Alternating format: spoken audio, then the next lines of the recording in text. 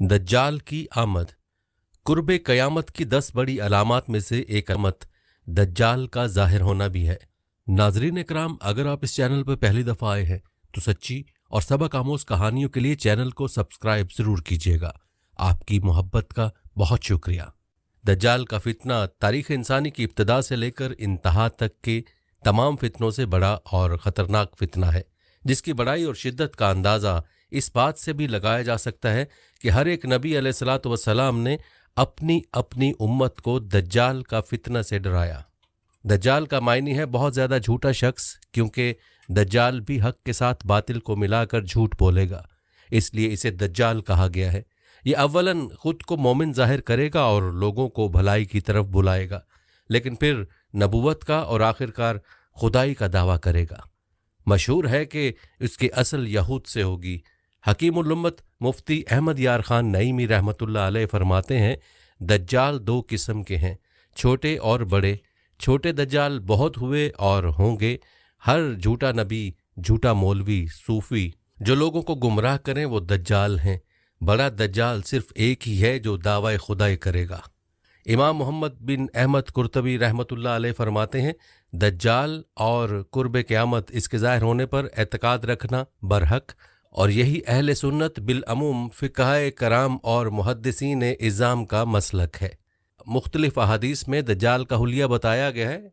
इन तमाम को सामने रखने से दज्जाल का जो हुलिया सामने आता है वो ये है कि दज्जाल एक जवान मर्द होगा, दराज कद और एक आंख से काना होगा, और कानी आंख ऐसी होगी जैसे फूला हुआ अंगूर हो, जबकि इसकी एक आंख खून आलूद होगी।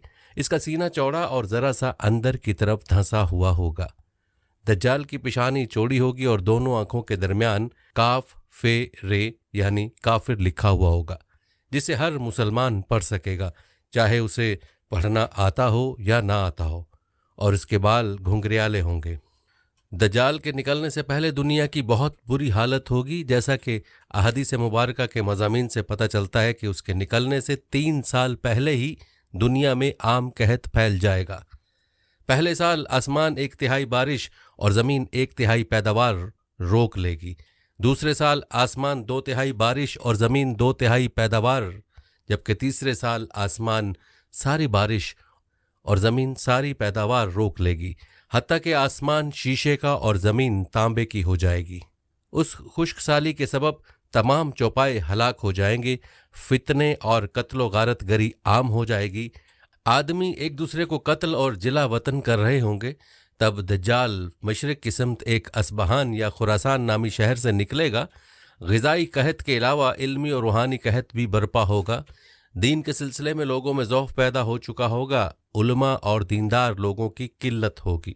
दज्जाल ज़मीन पर 40 दिन रहेगा, जिनमें से एक दिन 1 साल के बराबर, एक दिन 1 माह के बराबर और एक दिन 1 हफ्ते के बराबर, जबकि बाकी अय्याम साल के आम दिनों की तरह होंगे। इस मुद्दत में दज्जाल अपने गधे पर सवार होकर सारी दुनिया का चक्कर लगाएगा।